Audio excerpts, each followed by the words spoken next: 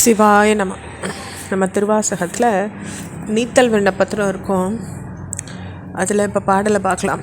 மத்துரு தன் தயிரின் புலன் தீ கதுவ கலங்கி வித்துரு வேணை விடுதி கண்டாய் வெண்தலை மிளைச்சி கொத்துரு போது மிளைச்சி குடர் நெடுமாலை சுற்றி தத்துரு நீருடன் ஆரசெம் சாந்து அணி சச்சயனே அப்படிங்கிறார். அப்போ வெண்மையான கபாலங்களை மாலையாக அணிஞ்சிருக்கக்கூடியவனே, ஏன்னா சுவாமி கபாலத்தை மாலையாக அணியக்கூடிய ஒரு இயல்புடையவர். அதே மாதிரி கொத்து கொத்தாக இருக்கிற கொன்றை மலரை சூடி இருக்கக்கூடியவனே. அப்படி இருக்கிறவரே குடராகிய நீண்ட மாலையை கழுத்தில் சுத்திண்டு உடலெங்கும் பறந்து விளங்குற திருவெண்ணீரோட பொருந்த செஞ்சஞ்சனத்தை சார்ந்து அணிஞ்ச மெய்ப்பொருளே, மற்ற கொண்டு கடையும் போது தணுப்பான தயிர் உடைஞ்சு கலங்கிறது போல புலன்கள்ன்ற நெருப்பு பட்டு நான் கலங்கின்னு இருக்கேனே, இப்படி பிறவிக்கு வித்தாகிற நீ என்னை காத்தருள மாட்டியா? இப்படி நான் கலக்கம் அடையிறது உனக்கு தெரியலையான்னு கேட்குறார். அதாவது மனக்கலக்கம் இருக்கும் வரையில் ஜீவ வியக்திக்கும் நிலைப்பேர் இருக்குது. சம்ஹாரமூர்த்தியான சிவபெருமான் அதிலிருந்து நம்மளை மீட்டு தர்றார். பிரபஞ்சத்தை தொடைக்கிற அவர் பக்தனது மனசை தொடச்சி விட்டுருவார்னா அது ஒரு பெருங்கருணை தானே. அதை தான் இந்த இடத்துல சுவாமி கிட்ட கேட்குறார். அடுத்த பாடல். சச்சயனே மிக்க தன்புணல் விண்கால் நிலம் நெருப்பாம் விச்சயனே விட்டுடுதி கண்டாய் வெளியாய் கரியாய் பச்சையனே செய்ய மேனியனே ஒன் பட அரவம் கச்சையனே கடந்தாய் தடம் தாழ அடல் கரியே. அப்போ எல்லாத்துக்கும் அடிப்படையாக இருக்கக்கூடிய மெய்ப்பொருளே, ஐம்பூதங்களை இளங்குறவனே, வியப்புக்குரியவனே, எல்லா நிறங்கள்லையும் ஒளிரக்கூடியவனே, பச்சையனே செய்ய மேனியனே, இப்படி எல்லா நிறமாகவும் இருக்கக்கூடியவனே, பாம்பை கச்சையாக இடையில கட்டின்னு இருக்கக்கூடியவனே, பெரிய கால்களை உடைய வலிய யானையை கொன்றவனே, என்னை நிலையற்ற இந்த நில உலக வாழ்வுல விட்டுடாத ஈஸ்வரா, என்னை காப்பாற்று. நீ ஒருத்தனே அனைத்துமா விளங்குறதுனால நீ தான் வியப்புக்குரியவனாக இருக்க, என்னை காப்பாத்துன்னு கேட்டுக்கிறார். அடுத்த பாடல்.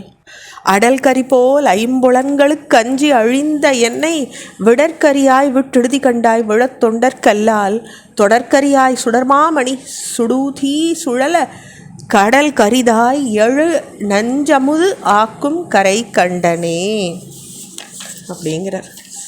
அப்போ மேலான தொண்டர்கள் இல்லாத மற்றவாளால் தொடரத்துக்கு கூட எட்டாதவனே, ஞான ஜோதியே, கடல் நீரை ஆவியாக்கும் வடவாமுக அக்னியை நிலக்குலைய செஞ்சதும் கடலை கரையேற்றதும் மறைத்ததுமான விஷத்த அமிர்தமாக ஏற்ற நீலகண்டனே, வலிய யானை போன்ற ஐம்பொறிகளுக்கு அஞ்சி மனசு தடுமாற்றத்தோடு இருக்கேனே, உனக்கு வேற்றானா பிரிஞ்சிருக்க இயலாத என்னை நீ விட்டுடுவியா? உன்னை விட்டு பிரிஞ்சிருக்க என்னால் தான் முடியலையே, அப்போ என்னை நீ தனிச்சு தான் விட்டுடுவியான்னு கேட்குற.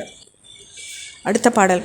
கண்டது செய்து கருணை மட்டு பருகி கழித்து மிண்டுகின்றேனை விடுதி கண்டாய் நின் விரை மலர்த்தால் பண்டு தந்தால் போல் பணித்து பணி செய்ய கூவித்து என்னை கொண்டு என் தாய் களையாய குதுகுதுப்பே.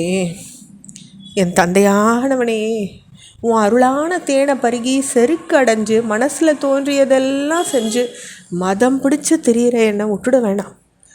மன நிறைஞ்ச உன்னுடைய மலர்த்தாள முன்ன எனக்கு கொடுத்தருளினது போல இப்பையும் கொடுத்தருளு. உன் திருத்தொண்டு செய்ய அழிச்சுண்டு என்னை உனக்கே ஆளாக்கிக்கும். என் பால உள்ள குற்றமான வரம்பு கடந்த மகிழ்ச்சியை அறவே களைஞ்சு அருளிடு, அது இருக்கவே வேண்டாம் என்கிட்ட அப்படின்னு சொல்லி தன்னை ரொம்ப நொந்துக்கிறார் மாணிக்க வாசகர். அடுத்த பாடல். குதுகுது பின்றி நின்று என் குறிப்பே செய்து நின் குறிப்பில் விதுவிதுப்பேனை விடுதி கண்டாய் விரையார்ந்து இனிய மது போன்று என்னை வாழை பழத்தின் மனம் கனிவித்து எதிர்வது எப்போது பயில்வி கையிலை பரம்பரனே. அப்போது கையிலையின் கண் வீற்றிருக்கக்கூடிய எல்லாருக்கும் மேலான பொருளே, உன்னை சார்ந்திருக்கிறதுல ஆவல் இல்லாமல் என் மனசில் தோன்றினதை நான் பண்ணின்னு இருக்கேன். பின்ன அது உன் திருவள்ளப்பாங்குன்னு இப்போ துணிஞ்சும் சொல்கிறேன். இத்தகைய முரண்பாடு உடைய என்ன நீ கைவிட்டுடாத. தெளிஞ்ச தேன் போல பழுத்த வாழைப்பழத்தை போல என்னை நீ பக்குவப்படுத்துறது எப்போ? அதுக்கேற்ற பயிற்சியை எனக்கு கொடுத்து அருளுப்பான்னு கேட்டுக்கிறார். தொடர்ச்சி அடுத்த பகுதியில் பார்க்கலாம். ஓம் நம சிவாய்.